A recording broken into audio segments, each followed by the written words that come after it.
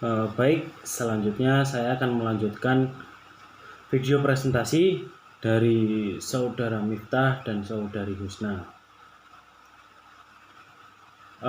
Yang mana sebelumnya itu kita sudah membahas yang namanya apa arti fonemik dan apa arti fonem, dan juga bahkan perbedaan antara asimilasi dan desimilasi.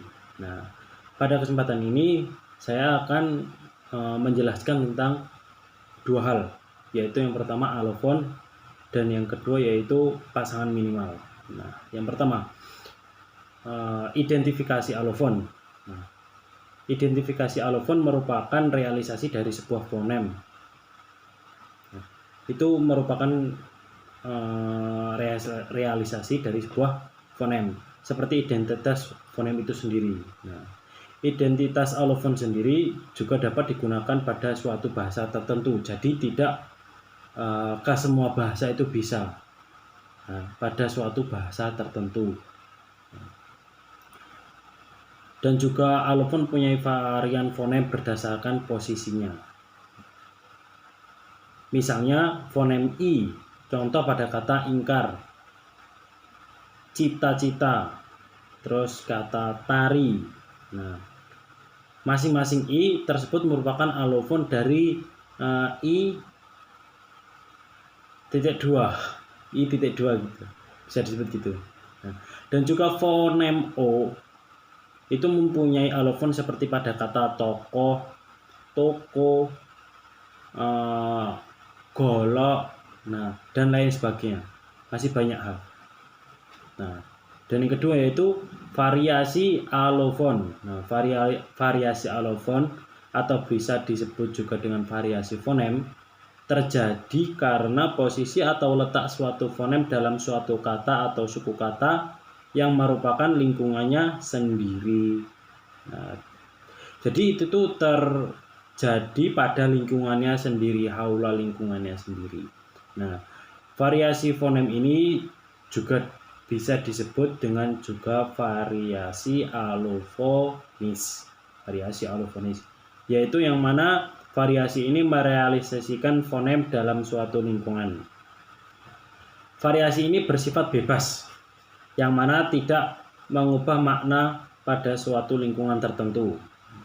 Variasi bebas ini dapat terjadi karena ketidaksenjangan atau karena dialek. Variasi fonem ditentukan oleh lingkungan dalam distribusi yang komplementer atau bisa disebut dengan variasi alofonis. Variasi fonem ini juga tidak membedakan bentuk dan arti kata yang bisa disebut atau bisa disebut dengan alofon. Nah, dan yang kedua yaitu pasangan minimal. Pengertian pasangan minimal ini juga sebagaimana telah dijelaskan di atas, yaitu kemampuan pengubahan bentuk dan beda atau kontras makna kata. Akibat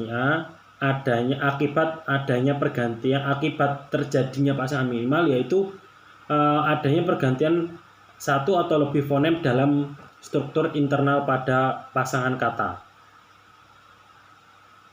atau bertolak dari sajian kutipan pasangan minimal tersebut. Data berikut menjelaskan persoalan yang dimaksud. Contohnya gini, gula, X, gila, terus jari, dan lain kata sebagainya. Contoh lagi, papa sama mama, terus nenek sama bebek. Nah, dengan demikian tampak jelas bahwa persoalan pasangan minimal berunsur suatu satuan terkecil, yaitu fonem. Bahkan keberadaan fonem dalam pasangan minimal merupakan dasar penyebab adanya beda atau kontras makna kata yang dipasangkan. Nah, berdasarkan sajian paparan pengertian fonem dan pengertian pasangan minimal, akhirnya dapat dijelaskan sebagai argumentasi bahwa keberadaan pasangan minimal sudah seharusnya apabila dijadikan dasar atau awal pembelajaran fonologi bahasa Indonesia sebelum dibahas materi lebih lanjut atau lebih jauh lagi. Nah, jadi kita harus memaparkan atau mempelajari yang namanya fonemik, fonem, dan pasangan minimal serta alofonnya. Sebelum membahas materi lebih lanjut lagi atau materi selanjutnya. Tuh. Sekian presentasi dari kelompok kami. Apabila ada kurangnya kami haturkan mohon maaf kepada Bapak dosen kelompok kami. Kalau ada kata-kata yang menyinggung atau kata-kata yang kurang enak didengar atau ditelaah, kami satu kelompok mohon minta maaf. Wa akhiron, assalamualaikum warahmatullahi wabarakatuh.